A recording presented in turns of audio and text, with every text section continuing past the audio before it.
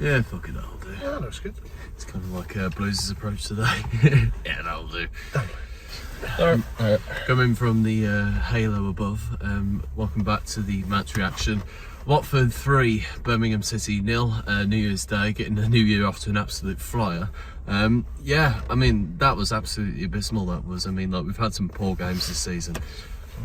Sorry, it's like, you're getting that, when you look at it and you look somewhere else, it's like... There's like tunnels in the ground. Wait, keep all of this in? No, don't keep all that shit. Just do the Start intro again, start again. Right, ready? Start again. Or just stop it and start again. No, just start again. Fuck you, it's my video. We were absolutely shit today, and I'm really fucking irritated, honestly. Honestly, like, the bit at the end has probably made me more irate than anything. I've never like, seen you this angry in my life.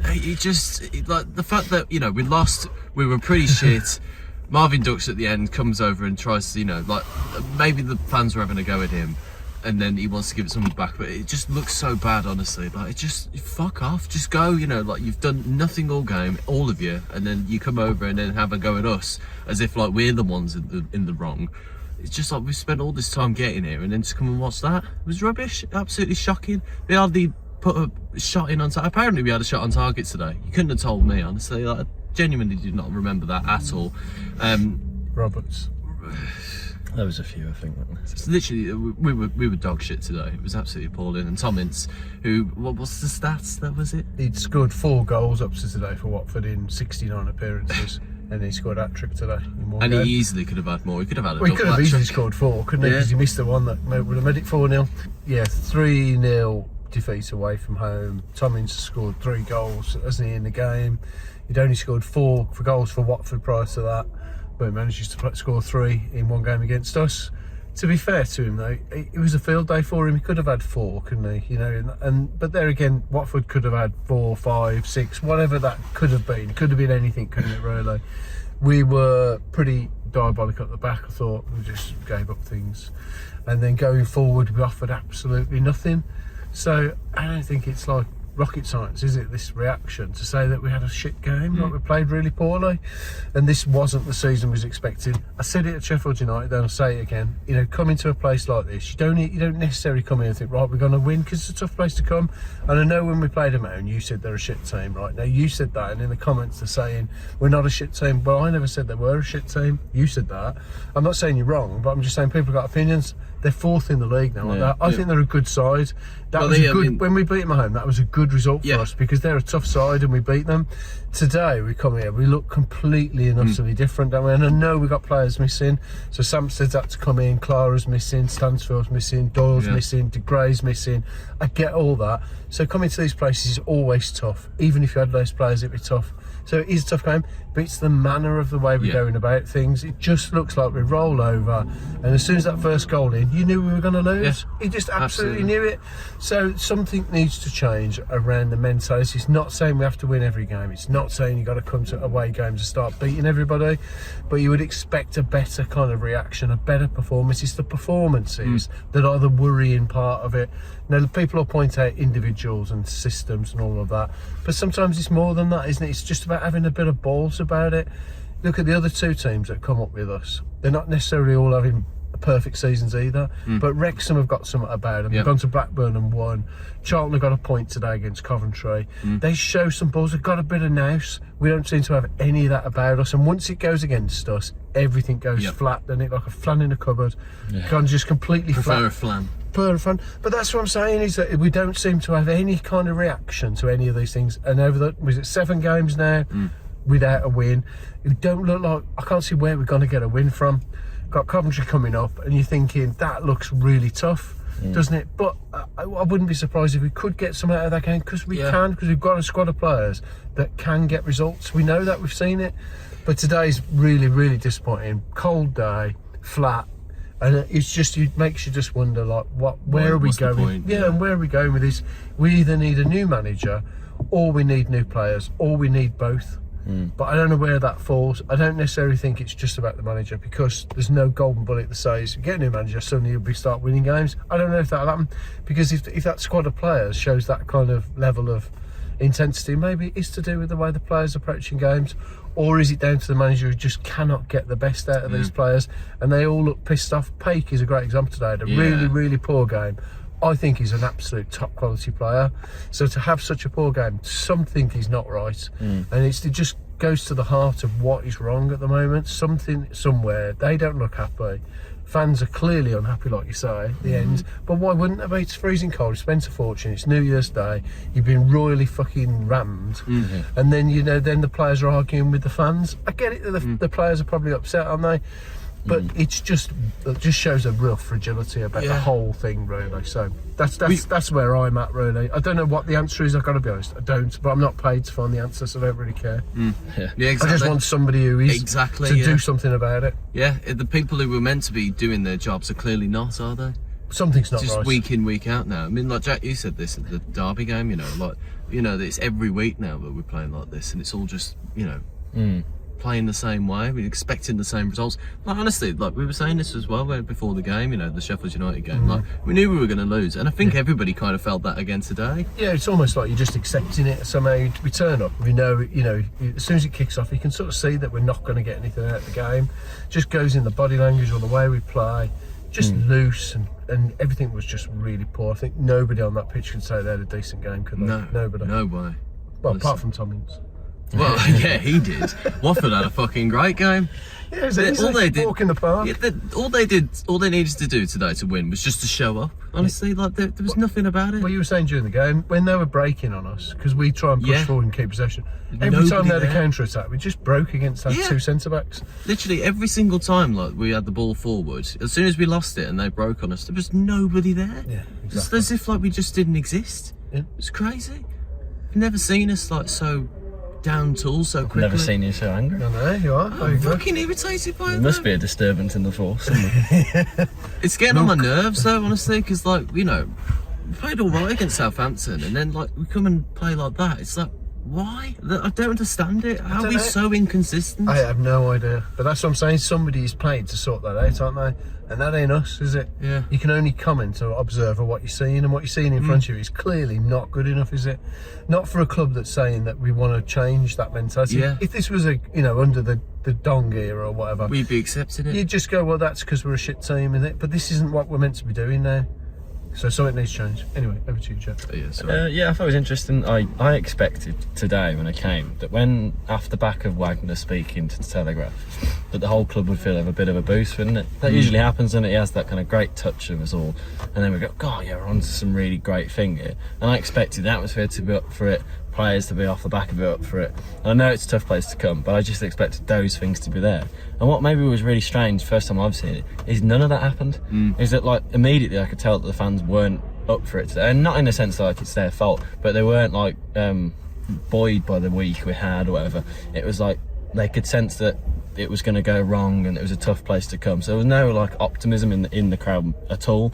So I thought that was an interesting, weird way to look at it, I suppose. And then like 8 minutes again, we're out of the game. Yeah. I thought, honestly, I remember, I think I said turn to you and go, when it's died that badly? Yeah. And then like a minute later, they just put the ball in. I think it was their first time actually getting on the ball. And they get the ball in the box and they've scored. And it's just like, but there's so much I could say about it, about style of play, about whatever else. Because like, one of the points I want to make is that with the way we do things, we push everybody in, keep the ball around, passing that terrible fucking horseshoe bollocks that like drives you insane.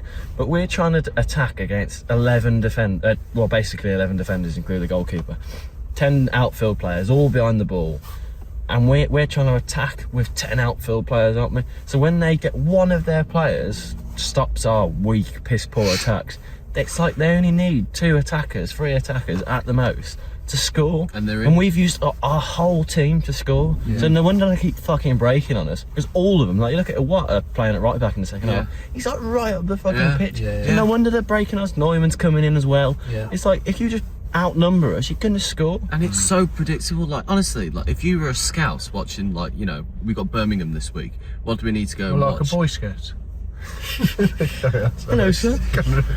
Terrible joke. But honestly, like, I was a scout. I was one scout. I wasn't. All we need to do in order to plan for Blues is just watch one game, and that's it. You know exactly what we're going to be like. There's a good point there, because actually we are so predictable. Unbelievably because we never predictable. change the way we play, do we? So don't you? But like Samstead played right back first half. If you're like a Watford, like you say, scout or whatever. You would just say, well, that's their weak point, and that's where Ince scored the first goal from.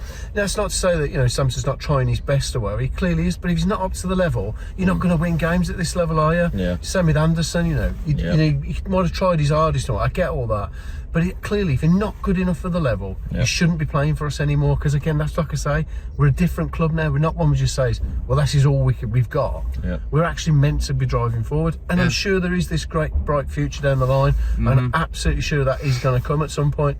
But where we are in the moments, what you're seeing in front of you is not good enough. No. Clearly not. We're regressing. Carry on, Jack. I've kind of forgotten what else I was going to say. Oh yeah, the other thing I find strange is that Davies always told us that he looks at the opposition lots and about how he assesses what they do, and yet it never changes on our part. So why spend all week looking at what Watford do and then change nothing since the last time we played against Southampton? It's the same formation, same setup, same players. Yeah. And it's like, well, you're clearly not trying to alter it for each team you play against. You just, like you said, arrogantly thinking that we can play our style of football no matter where we go, because we clearly can't. We have not got the players, we've not got the actual, maybe the coaching to actually implement any of those ideas. I know. So it's a complete waste of time. See, like if you've got a very distinct style and you play that same way regardless, I mean, that's what the club's been saying here. That's what we want to do and that's what we're about.